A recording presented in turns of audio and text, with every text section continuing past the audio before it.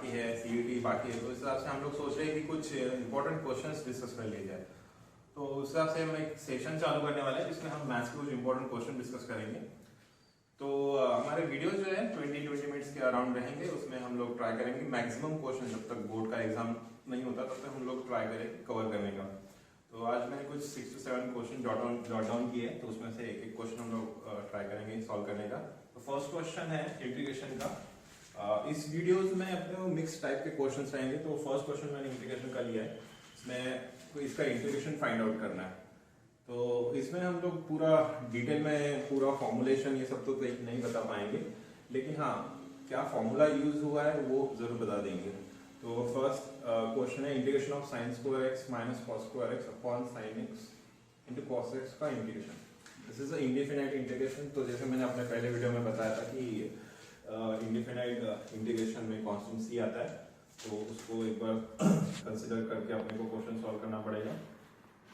तो अभी ये this is a trigonometric function, so like this function F of x अगर मैं कंसिडर करूँ तो ये पूरा मेरा बन जाएगा एफ ऑफ एक्स। अब इसका मुझे इंटीग्रेशन करना है, करेक्ट। तो इंटीग्रेशन में क्या है कि हर चीज का कुछ स्टैंडर्ड इंटीग्रेशन अवेलेबल नहीं है, कुछ बेसिक है उसका कुछ स्टैंडर्ड इंटीग्रेशन अपने पास अवेलेबल है। तो अपने को क्या करना है, इसी चीज को एक स्टैंडर्ड में लेके आना है जिसका कि इंटीग्रेशन का फॉर्मूला अपने पास है।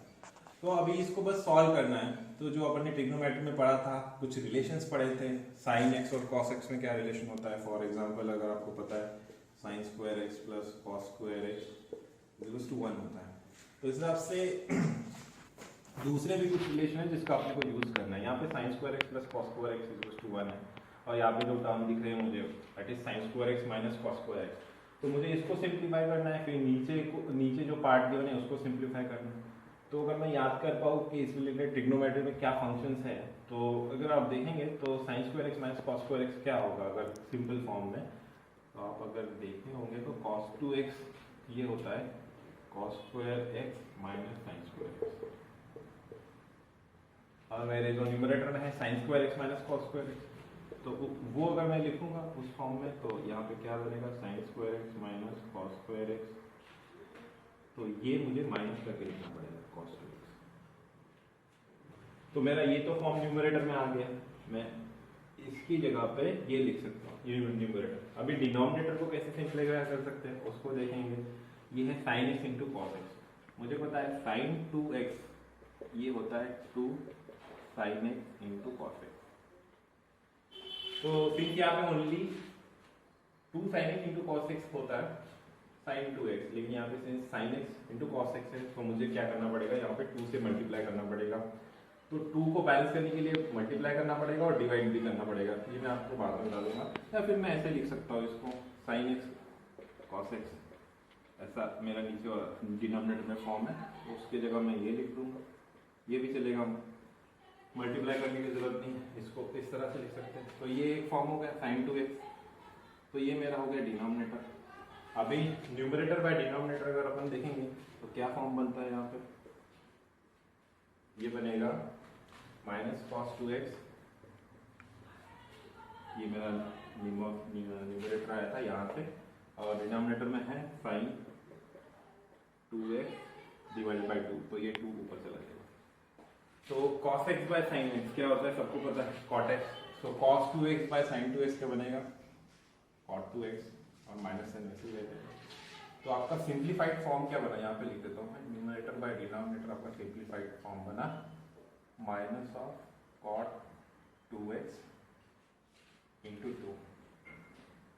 तो बेसिकली ये जो भी इंटीग्रेशन गिवन है मेरे को इसका इंटीग्रेशन करना है, और इसके लिए cot x का इंटीग्रेशन का स्टैंडर्डाइज फॉर्मूला अवेलेबल है, तो ये क्वेश्चन सॉल्व हो जाएगा।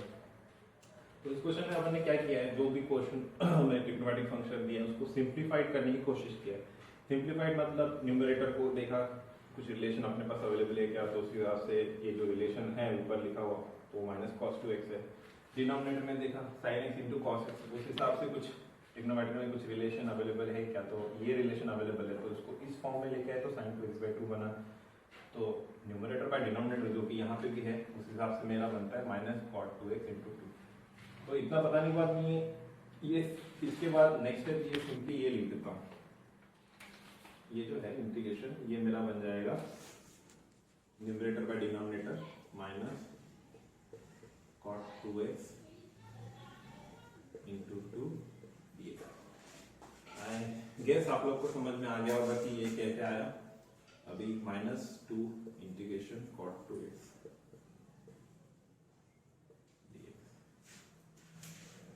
इतना मेरा फॉर्म आ गया। और इसका स्टैंडर्ड इंटीग्रेशन क्या अवेलेबल है अगर आप देखेंगे फॉर्मूले में तो cot x, अगर मैं यहाँ पे कुछ कांस्टेंट वैल्यू लेता हूँ सपोज अगर स्टैंडर्डाइज फॉर्म में cot ax dx का इंटीग्रेशन क्या बनता है 1/a into log of sin ax, ये फॉर्मूला है इसका। तो उस हिसाब से इसका देखना पड़ेगा क्या होगा। ये मैं मिटा देता हूँ अभी के लिए। उस हिसाब से इसका क्या हो जाएगा cot ax। तो यहाँ पे what is the value of a, अगर यहाँ से कंपेयर करूंगा मैं तो 2, तो वो नीचे आ जाएगी है ना। अब यहाँ पे a की वैल्यू दैट इज आल्सो 2, तो ये बनेगा आपका -2 इंटू 1/a, इस फॉर्म में लिख देता हूँ पहले, into log of sin ax। तो यहाँ पे a की वैल्यू 2 है, -2 into 2 into log of sin 2x। तो ये बना आपका minus log of plus c since it is a indefinite integration. तो मैंने यहाँ पे स्टेप्स में नहीं लिखा है लेकिन फाइनल में मैंने लिख दिया। तो इसको अगर मैं y डैश लिखूँ तो ये हो गया नॉट y डैश, ये जो इंटीग्रेशन अपने को पूछा गया था तो इसका इंटीग्रेशन ये हो गया। तो दैट इज द आंसर। तो अपन ने क्या किया इसमें ओनली न्यूमरेटर और डिनोमिनेटर को सिंप्लीफाइड फॉर्म में लाने की कोशिश की है। तो नेक्स्ट क्वेश्चन पे आते हैं। इस पेपर में मैंने कुछ क्वेश्चंस नोट आउट किए, तो उसमें से पहला अपन ने सॉल्व कर लिया है। नेक्स्ट है if a into adjoin a, if matrix given है। पहले क्वेश्चन में लिख लेता हूँ, देन ये फाइंड आउट करना है। तो ये क्वेश्चन जो अपन ने मैट्रिक्स से लिया हुआ है, इसमें क्वेश्चन में गिवन है कि a into adjoint of a is this matrix and what is determinant of a। तो ये सिंपल जो बेसिक इसमें मैट्रिक्स में फॉर्मूला गिवन है for N E square matrix of order n। तो ये एक स्क्वायर मैट्रिक्स है ऑफ ऑर्डर 2 क्रॉस 2। तो कोई भी स्क्वायर मैट्रिक्स या वो 3 क्रॉस 3 बने या फिर 4 क्रॉस 4 बने, तो कोई भी स्क्वायर मैट्रिक्स में क्या होगा, अगर if it is a square matrix then a into adjoint b का एक जो रिलेशन है a into adjoint a, ये बनेगा determinant of a into r। What is r? This is a identity matrix of same order. तो suppose ये मेरे सब मैट्रिक्स 2 ऑर्डर के है, a into adjoint a, इसका कुछ मल्टीप्लिकेशन होगा तो ये भी आइडेंटिटी मैट्रिक्स बनेगा order 2। What is identity matrix of order 2? That is 1 0 0 1। तो इसमें क्वेश्चन जो है इसमें अपने को determinant of a find out करना है। तो determinant of a into identity matrix ये होगा आपका दिस मैट्रिक्स। अगर इस क्वेश्चन को देखा जाए तो क्या बनेगा, उस हिसाब से क्या बनेगा आपका, since a into adjoint a होता है determinant of a into identity matrix, तो आपका मैट्रिक्स क्या है 8 इंटू 0 इंटू 0 इंटू 8। तो इस साइड से अगर मैं ये लिख दूं determinant of a into identity matrix क्या होगा आपका 1 0 0 1।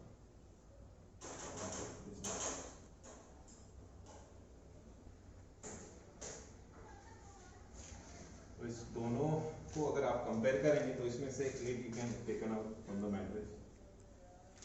तो क्या बनेगा यहाँ पे 1 0 0 1। तो determinant of a is equals to 1 0 0 1। तो आप ही बता पाएंगे क्या है, what is the value of determinant of a? That is 8।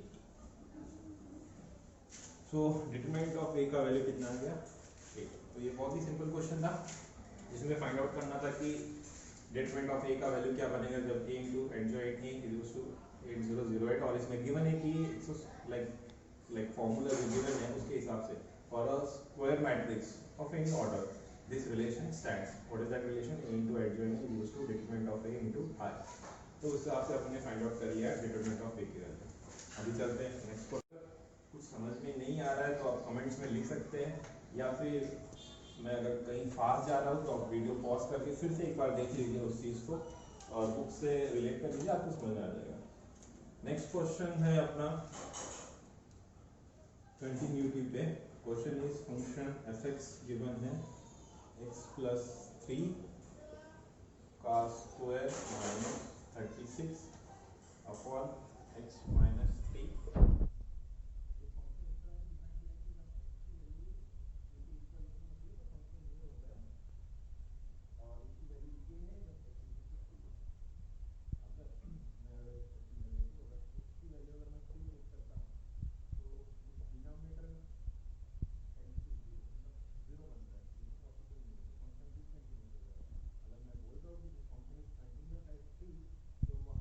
आना चाहिए limit x is equals to 3 should exist,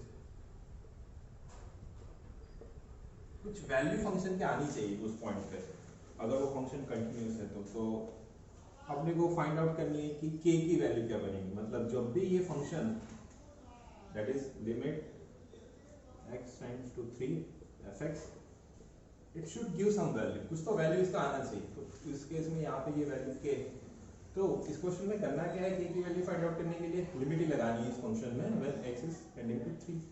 तो फिर से देखेंगे अपना फंक्शन यहाँ पे है तो लिमिट x टेंड्स टू 3, तो ये मैं फंक्शन ले लेता हूँ x प्लस 3 का square minus 36 upon x minus 3। तो इसमें अपने को 3 की वैल्यू पुट करनी है, तो सीधा वैल्यू हम कभी पुट नहीं करते, पुट करेंगे तो डिनोमिनेटर में 0 आ जाएगा, तो उसकी कोई डिफाइंड वैल्यू नहीं बनेगी।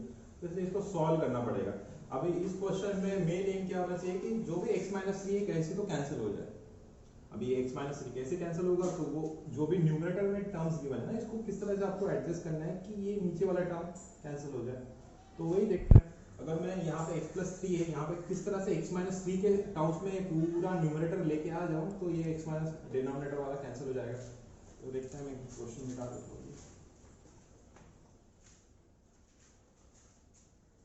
तो क्या बनेगा अगर मैं x प्लस 3, ये मेरा जो न्यूमरेटर है इसको मैं अगर एक्सपांड करूंगा लिमिट x टेंड्स टू 3, ये बनेगा x स्क्वायर प्लस 6x, ये nothing but a plus b का होल स्क्वायर है, a स्क्वायर प्लस 6x और 3 का स्क्वायर कितना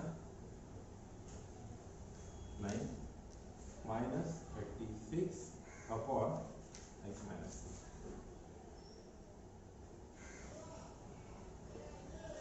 तो इसको कुछ कर सकते हैं जिससे ये बने x माइनस 3 के फॉर्म में, अगर ये कुछ बने तो अगर x माइनस 3 का स्क्वायर होता, फॉर एग्जांपल x माइनस 3 का स्क्वायर होता तो क्या बनता x square minus 6x plus 9, इस तरह से बनता। लेकिन यहाँ पे तो प्लस 6x है, तो मुझे क्या करना चाहिए, मुझे किस तरह से ये प्लस का माइनस करना चाहिए। तो क्या बनेगा अगर मैं ऐसा उस तरह से कुछ इस तरह से इसको लिख देता हूँ a square minus 6x plus 9। तो सिंस ये माइनस हो गया तो मतलब इसका मतलब क्या हुआ, 6x यहाँ पे पहले से प्रेजेंट था तो मैंने प्लस और माइनस कुछ तो एक चीज़ की है, तो माइनस 6x है प्लस 6 है, तो मुझे क्या करना पड़ेगा फिर 12x लिखना पड़ेगा।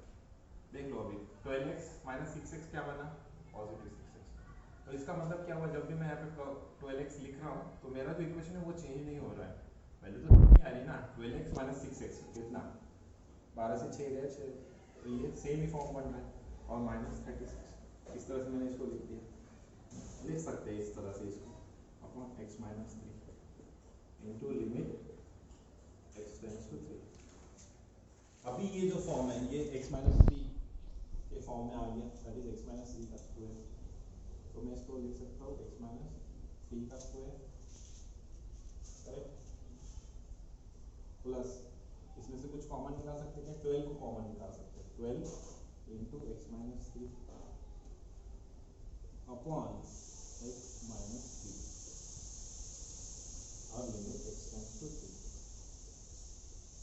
उसी चीज़ से एक बार देख लीजिए, मेरा ओरिजिनल क्वेश्चन ये था, मेन ये नहीं कि x minus three denominator cancel हो जाए, तो करना क्या पड़ेगा, जो भी न्यूमरेटर है उसको एडजस्ट करना पड़ेगा। अभी एडजस्ट कैसे करें, तो पहले सिंप्लीफाइड करेंगे, इस तरह से सिंप्लीफाई कर लिया।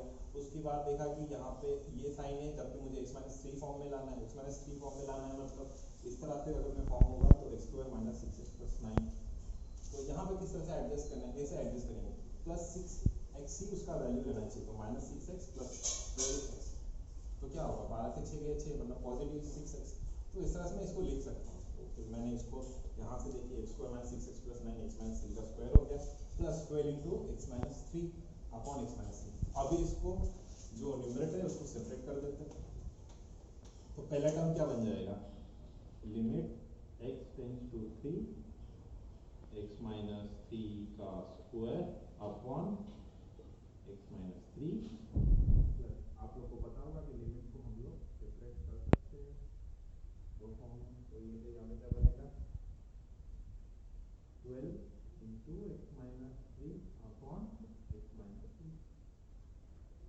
तो ये एक्स माइनस थ्री, ये एक्स माइनस थ्री कैंसिल हुआ, और यहाँ में से एक एक्स माइनस थ्री कैंसिल हुआ, तो आपका बचा क्या, एक्स माइनस टू का limit tends to 3, correct, plus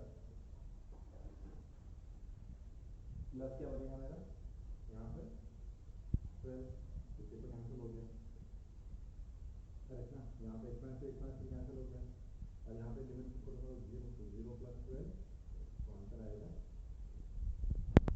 इसका मतलब क्या हुआ, ये जो फंक्शन गिवन था अपने को, वो अगर c को अप्रोच करता है तो k का वैल्यू कितना है, तो this is the answer. Next question पे चलते हैं, ये भी एक इंटीग्रेशन का क्वेश्चन है। तो integration of 5 minus 8x minus x square.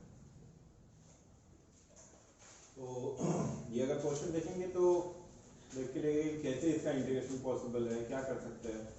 तो एक बात जान लीजिए, कोई भी इंटीग्रेशन में जो इंपॉर्टेंट चीज है ना, कुछ बेसिक फॉर्मूलेस गिवन है, अपने को बस स्टैंडर्डाइज फॉर्म में उसको लेके आना है।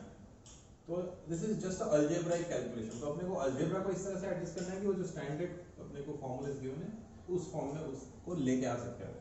तो 5 minus 8x minus x square, इसका मुझे कुछ समझ नहीं रहा है कि क्या करें। बस मुझे इतना चीज पता है कि x माइनस ए का स्क्वायर माइनस ए स्क्वायर, या फिर x square minus a square upon D x.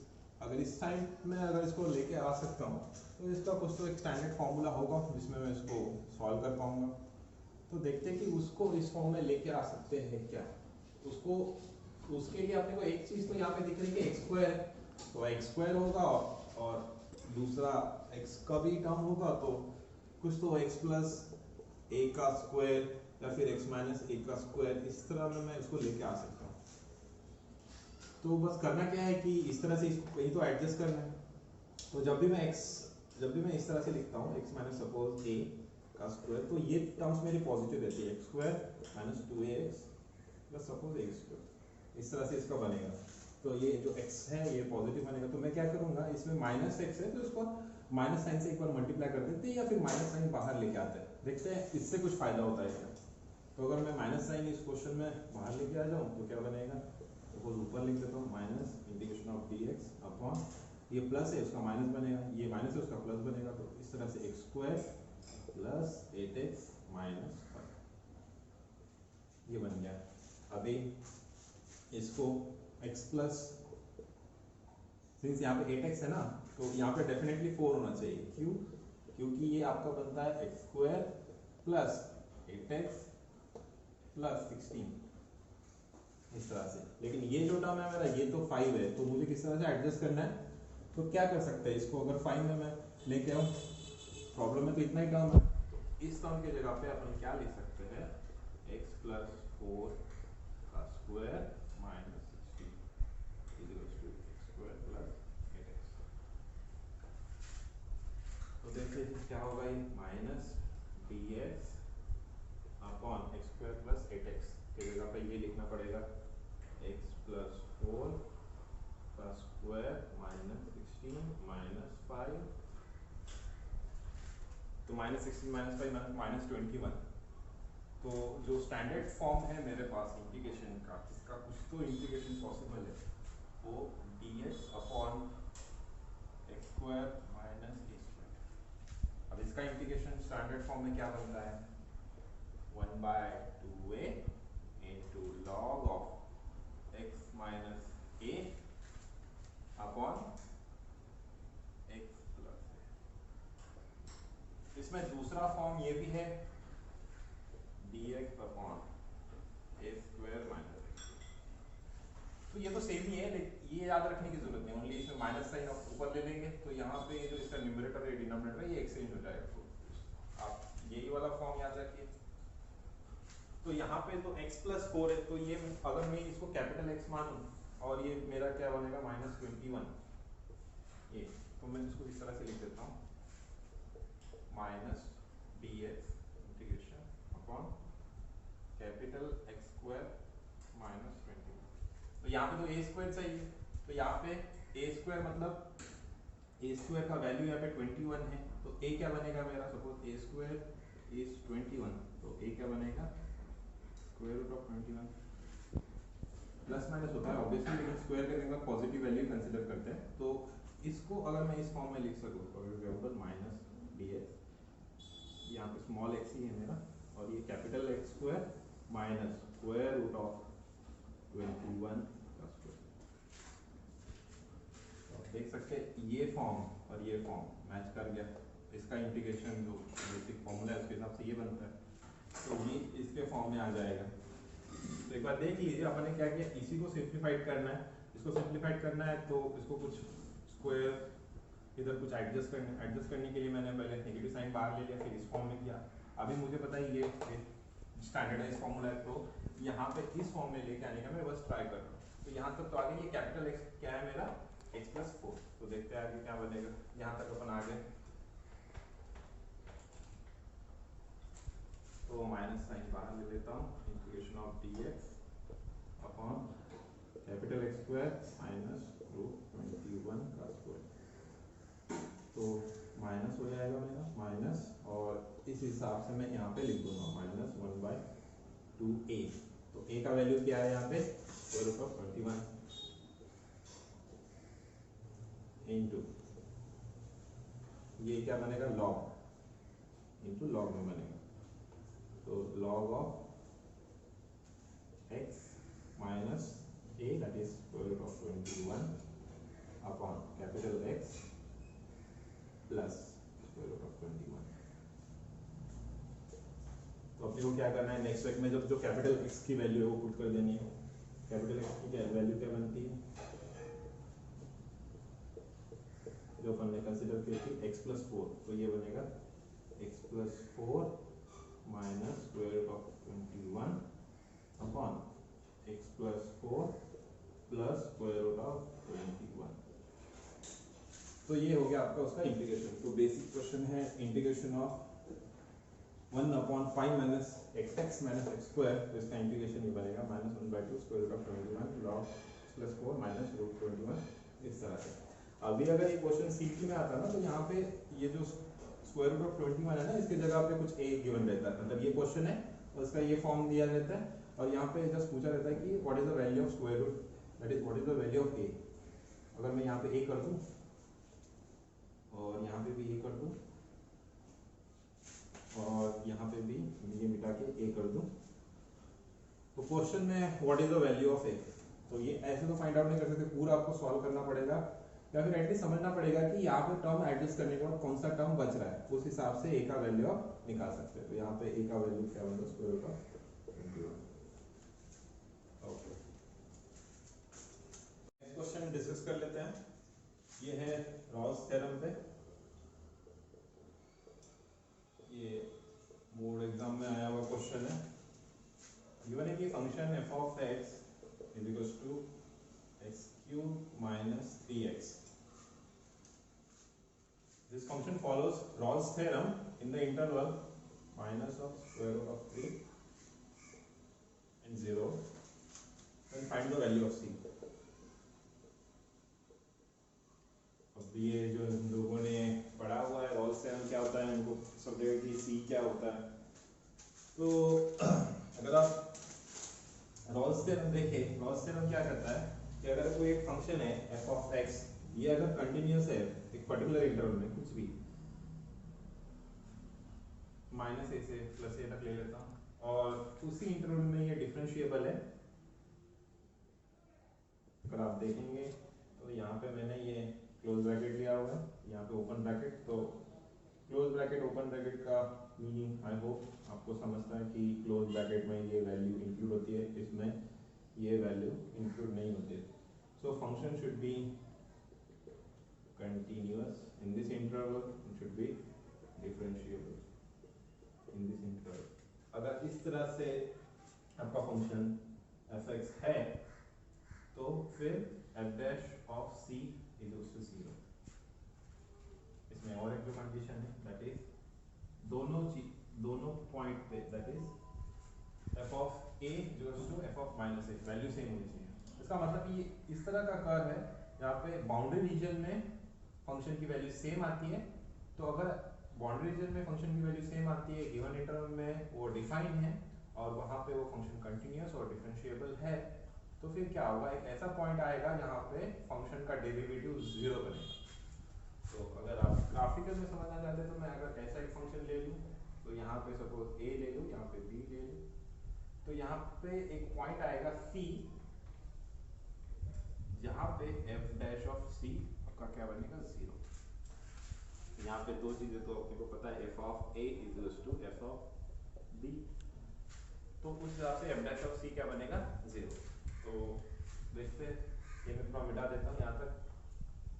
तो अपने को वैल्यू ऑफ c फाइंड करनी है, यहाँ पे ये फंक्शन क्या बनेगा 0 बनेगा। तो सबसे पहले यहाँ पे f dash of c equals to 0 कहते हैं, तो सबसे पहले डेरिवेटिव निकाल लेते हैं। f डैश ऑफ x क्या बनेगा 3x² माइनस 3, करेक्ट ना। तो f डैश ऑफ c क्या बनेगा आपका 3c² माइनस 3, तो ये आगे जाके क्या बनेगा f dash of c should be equals to 0, तो this should be equals to 0 as per this. अब क्योंकि यहाँ पे बोला गया है कि f of a equals to f of b, तो ये जो भी फंक्शन है इसकी वैल्यू -√3 पे और 0 पे सेम आएगी। आप कैलकुलेट करके देखिए, यहाँ पे ये वैल्यू पुट कीजिए और ये वैल्यू जो भी आएगी वो इसके इक्वल होगी जो 0 पे वैल्यू है। तो 0 पे वैल्यू क्या है 0, तो -√3 भी यहाँ पे पुट करेंगे तो इसका वैल्यू 0 ही आएगा, वो आप देख सकते हैं पुट करके। तो ये क्या बनेगा 0 इक्वल्स टू 3² माइनस 3, तो क्या बनेगा c² इक्वल्स टू 1, तो c का वैल्यू क्या बनेगा +(-1). तो इसमें से कौन सी वैल्यू ली जाए, तो क्वेश्चन में दोनों वैल्यूज प्रेजेंट है। फॉर एग्जांपल अगर ऑप्शन ए है 1, ऑप्शन बी है -1, तो कौन सी वैल्यू लेंगे, तो ये डिपेंड करता है कि इंटरवल क्या गिवन है। ऐसा नहीं है कि आप कंफ्यूज हो जाए इस चीज में, ये आपका जो इंटरवल गिवन है ये -√3 से 0 है, मतलब अगर आपका ये y और x एक्सिस है तो -√3 कहीं यहाँ होगा, तो 0 यहाँ पे है, करेक्ट ना। तो इस इंटरवल में -√3 मतलब इसका वैल्यू अगर आप देखें -1.73 ऐसे होगा, यहाँ पे आपका -1 होगा, यहाँ पे आपका -2 होगा, यहाँ पे आपका -3 होगा, इस तरह से ये वैल्यू चलती जाएगी और ये +1 वैल्यू यहाँ पे होगी। तो -√3 से 0 ये अगर देखेंगे तो इसमें -1 ये वैल्यू आ रही है ना कि +1, तो इसका आंसर क्या बन जाएगा -1। So what is the value of c, it is a -1। Okay, तो अभी इसके बाद नेक्स्ट क्वेश्चन पे चलते हैं जो है कंटिन्यूटी पे, तो ये मिटा देता हूँ। अगर आपको देखना है तो आप एक बार वीडियो को पॉज कर लीजिए और पूरा एक बार देख लीजिए।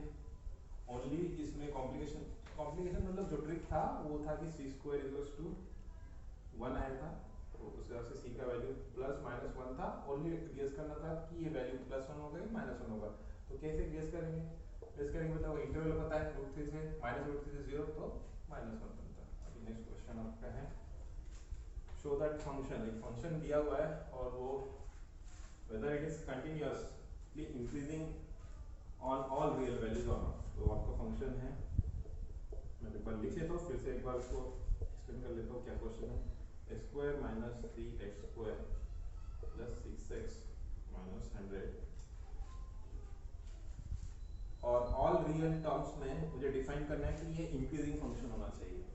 अब इंक्रीजिंग फंक्शन का क्या मतलब होता है, अगर ये ग्राफ पकड़ लूँ मैं तो this is the increasing function, और दिस इज इंक्रीजिंग फंक्शन। इस काइंड ऑफ कोई भी फंक्शन हो सकता है, suppose this is y1 function, this is y2, तो वो डिक्रीजिंग फंक्शन नहीं है। डिक्रीजिंग फंक्शन मतलब उसकी values with respect to suppose y और ये x कंसीडर कर लो, तो with respect to x increasing, y is decreasing. For example यहाँ पे x की वैल्यू कुछ है पर्टिकुलर, तो यहाँ पे x की वैल्यू ये इस वैल्यू से ज़्यादा है ना, लेकिन y की वैल्यू कम होती जा रही है, तो ये आपका y फंक्शन है, that is y equals to function of f of x। तो ये डिक्रीजिंग फंक्शन हो गया। इंक्रीजिंग फंक्शन मतलब ये वाला पार्ट इंक्रीजिंग फंक्शन हो गया।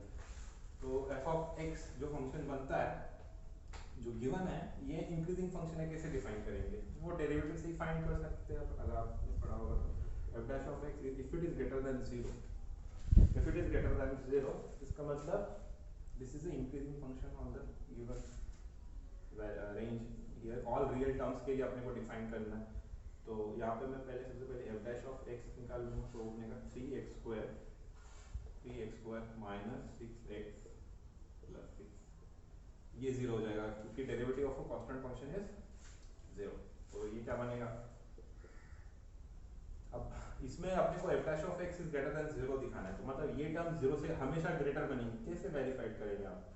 तो उसको कुछ तो फॉर्म में लेके आना पड़ेगा जिसमें स्क्वायर का फॉर्म हो या फिर कुछ इस तरह से। आपको जो पता है उसके बेसिस पे कि हाँ ये टर्म हमेशा 0 मतलब 0 से ज़्यादा ही होगा, नेगेटिव कभी नहीं होगा। तो इसमें क्या कर सकते हैं हम लोग? 3x square minus 6x plus x।